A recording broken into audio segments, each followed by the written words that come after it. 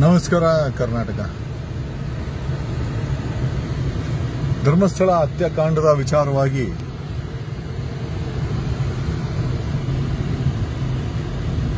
ಕಾಂಗ್ರೆಸ್ ಸರ್ಕಾರ ಸತ್ತವರ ಪರವಾಗಿ ನಿಲ್ಲುತ್ತೆ ಅಂತ ನಾವು ಅನ್ಕೊಂಡಿದ್ವಿ. ಬಟ್ ಕೊಲೆಗಾರರು ನಾನಾ ರೀತಿಯ ಇನ್ಫ್ಲೂಯೆನ್ಸ್ಗಳನ್ನ ಬಳಸಿದ್ರು, ಮಾಧ್ಯಮದವರನ್ನು ಬಳಸಿದ್ರು, ಟ್ರೋಲರ್ಸ್ ಅನ್ನ ಬಳಸಿದ್ರು, ಸೋಷಿಯಲ್ ಮೀಡಿಯಾ ಇನ್ಫ್ಲೂಯೆನ್ಸರ್ ಬಳಸಿದ್ರು, ವಿರೋಧ ಪಕ್ಷದವರನ್ನ ಎಲ್ಲರನ್ನೂ ಬೀದಿಗಿಳಿದ್ರು ಕೂಡ ಇದು ಯಾವುದೋ ಮಟ್ಟಕ್ಕೆ SIT ಕ್ಲೋಸ್ ಆಗೋ ರೀತಿ ಯಾವುದು ಕಾಣಿಸ್ತಾ ಇಲ್ಲ. ಓಕೆ, ಆ ನಿಟ್ಟಿನಲ್ಲಿ ನೋಡೋದಾಯ್ತು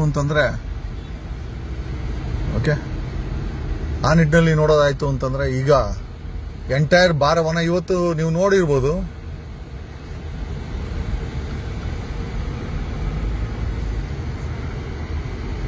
ಮಿನಿಸ್ಟರ್ ಲಕ್ಷ್ಮೀ ಹೆಬ್ಬಾಳ್ಕರ್ ಅವರು ಒಂದು ಸ್ಟೇಟ್ಮೆಂಟ್ ಕೊಟ್ಟಿದ್ದಾರೆ.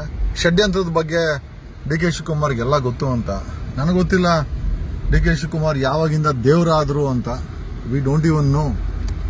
ಬಟ್ ಒಂದಂತೂ ನಿಜ,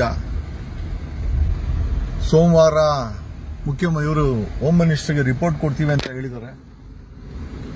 ಸೊ ನನಗಿರುವಂತಹ ಮಾಹಿತಿ ಪ್ರಕಾರ ಕ್ಲೋಸ್ ಮಾಡಕ್ಕೆ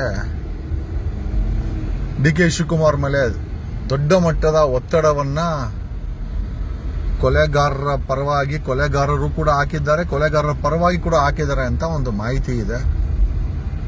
ಯಾವ ಮಟ್ಟದ ಒತ್ತಡ ಅಂತ ನನಗೆ ಕೇಳಿ ಗೊತ್ತಾಗಿದ್ದೇನು ಅಂತಂದ್ರೆ, DK ಶಿವಕುಮಾರ್ ಏನಾದರೂ ಇದನ್ನ ಕ್ಲೋಸ್ ಮಾಡಿಲ್ಲ ಅಂತಂದ್ರೆ DK ಶಿವಕುಮಾರ್ ಅವರ ಬಗ್ಗೆ ಬೇರೆ ರೀತಿಯ ಕ್ರಮಗಳನ್ನ ಬೇರೆ ರೀತಿಯಲ್ಲಿ, ಅಂದ್ರೆ ಫಾರ್ ಎಕ್ಸಾಂಪಲ್ CBIನೋ ED ರೇಡೋ ಮಾಡಿಸ್ತೀವಿ ಅನ್ನೋದು ನಮಗೆ ಕೇಳಿರುವಂತ ವಿಚಾರ. We don't even know. ಈಗ ನಾವು ಕೇಳ್ಕೊಳ್ಳೋದೇನು ಅಂತಂದ್ರೆ, ಸರ್ಕಾರ SITನ ಮುಚ್ಚಬೇಕು ಅಂತ ನಿರ್ಧಾರ ಮಾಡಿದೆ ಅಂತ ನಮ್ಗೆಲ್ಲ ಅನಿಸ್ತಾ ಇದೆ. They are using weak wicket ಅಂತ ಅನ್ಕೊಂಡಿರುವ DK ಶಿವಕುಮಾರ್ ಅವರನ್ನ ಬಳಸ್ತಾ ಇದ್ದಾರೆ ಅಂತ ಅನಿಸ್ತದೆ. ಸೋಮವಾರ ಮೋಸ್ಟ್ SITನ ಏನಾದ್ರೂ ಯಾವುದೋ ಒಂದು ಕಾರಣ ಕೊಟ್ಟು ಒಟ್ಟಿನಲ್ಲಿ ಕ್ಲೋಸ್ ಅಂತೂ ಮಾಡ್ತಾರೆ. ಸೊ ಈ ನಿಟ್ಟಿನಲ್ಲಿ ನಾವೆಲ್ಲರೂ ಕೂಡ ಹೋರಾಟ ಮಾಡಲಿಕ್ಕೆ ರೆಡಿ ಆಗಿರಬೇಕು ಅಂತ ಈ ಮೂಲಕ ಹೇಳುತ್ತಾ, ಬೀದಿಗಿಳಿದು ಹೋರಾಟ ಮಾಡುವಂತ ಸಮಯ ಹತ್ರ ಬಂದಿದೆ. SITನ ಸರ್ಕಾರ ಮುಚ್ಚಕ್ಕೆ ಎಲ್ಲಾ ರೀತಿಯ ತಯಾರಿಗಳನ್ನ ಮಾಡ್ಕೊಂಡಿದೆ. ಅದನ್ನ ಲೀಡ್ ಆಗಿ ಬಳಸ್ತಾ ಇರೋದು DK ಶಿವಕುಮಾರ್ ಅವರನ್ನ. Okay, so my only concern is SIT ಮುಚ್ಚಿದ್ರೆ ಒಂದು ಲೀಗಲ್ ಆಪ್ಷನ್ಸ್ ಇದೆ. ವಿ ಕ್ಯಾನ್ ಅಪ್ರೋಚ್ ಹೈಕೋರ್ಟ್, ನೋಡೋಣ ಅಲ್ಲಿ ಏನಾಗುತ್ತೆ ಅಂತ. ನಾನು ಕೂಡ ವಕೀಲರ ಮಿತ್ರಗಳ ಜೊತೆ ಮಾತಾಡ್ತಾ ಇದ್ದೀನಿ. ಜೊತೆಯಲ್ಲಿ ಬೀದಿಗಿಳಿದು ಹೋರಾಟ ಮಾಡುವಂತ ಸಮಯ ಹತ್ರ ಬಂದಿದೆ. ಯಾಕೆ ಅಂತಂದ್ರೆ, ಇವತ್ತು ನೀವೆಲ್ಲ ನೋಡಿರ್ಬೋದು, ಲಕ್ಷ್ಮೀ ಹೆಬ್ಬಾಳ್ಕರ್ ಅವರು is a mouthpiece of DK Shivakumar.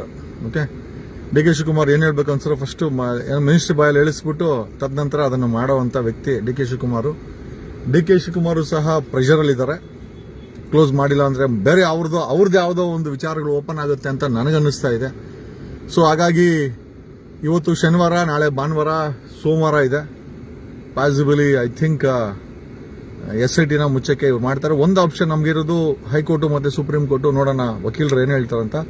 ಎಲ್ಲದಕ್ಕಿಂತ ಹೆಚ್ಚಾಗಿ ಜನರ ನ್ಯಾಯಾಲಯದಲ್ಲಿ ಜನರು ಬೀದಿಗಿಳಿದ್ರೆ 100% ಬೇರೆ ಏನು ದಾರಿ ಇಲ್ಲ. ಫ್ರೀಡಂ ಪಾರ್ಕ್ ಅಲ್ಲಿ ನಾವೆಲ್ಲ ಸೇರ್ಕೊಳ್ಬೇಕಾಗತ್ತೆ ಪ್ರೊಟೆಸ್ಟ್ ಮಾಡಕ್ಕೋಸ್ಕರ ಸರ್ಕಾರದ ವಿರುದ್ಧವಾಗಿ. ಜೊತೆನಲ್ಲಿ SITನ ರಿಓಪನ್ ಮಾಡಕ್ಕೆ ಒಂದ್ ಕಡೆ ವಕೀಲರನ್ನ ಬಿಟ್ಟು ಹೈಕೋರ್ಟ್ ಮತ್ತೆ ಸುಪ್ರೀಂ ಕೋರ್ಟ್ ಅಲ್ಲಿ ಏನಾಗುತ್ತೆ ನೋಡೋಣ.